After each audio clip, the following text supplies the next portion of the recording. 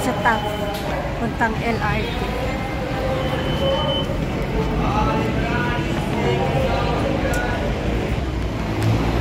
LRT. Kaya pupunta ako na Sukat. Katry ko. Nasakay ako LRT. Sumakay ako na MRT. Hindi nga lang ako sagdan. Ano, may station po siya. Yan o, nakalagay PTEX. Tapos sa EDSA station papuntang Sukat. TITX station. TITX station. Tapos doon, wala na. Wala na. Oo.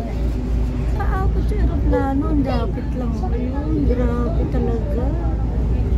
Ito ang linis ni Marcos nun eh. Dr. Santos Station. Ano to? Tangin na sa tao. SM Sukat. Yeah. Dr. Santos Ito pala Station. huling station. Ito last station. Ikaw ay nakarating na sa Dr. Santos Station. Ito yung last station, yung Sukat. Dahil free ride. Dapat tumawid ko. Nag-try lang. Ayan, ang dami palang ano. Hindi tayo bumaba. Hindi. Pwede na tayo dito sumakay, kuya. Hindi. Mia Road lang po ito. Dati dyan yung school ko dati, si Iring Joda. Nabala talaga sa, Baclaran na agad. Then tourist station. Galing naman. Ayan pala yung mga tindahan. Ayun yung station. Ayun. Tapos iikot siya. Ayan. Iikot na siya ng Baclaran. Ayun naman. Ayan pala yung tindahan. Ayan dyan na pala pwede ka. Lalakad ka pa dyan dati. Ayan yung tindahan. Ayun. Dito ako na pagka-rotonda.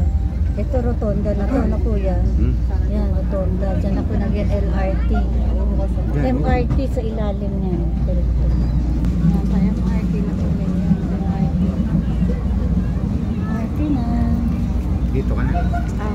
Dito. Sila ba? MRT na. Dito na ako maruga nag-drive. Experience lang yung Sukat. Grabe, pag free ride talaga, dami tao. Yan. Yan ang tao sa free rides.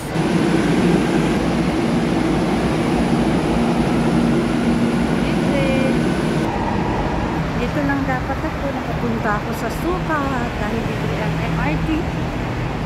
Pupunta na ako sa dapat kong puntahan. Thank you, salamat po sa Diyos sa libreng sakay. April 29 to May 3. Salamat sa aming Pangulo, gobyerno. Purpose.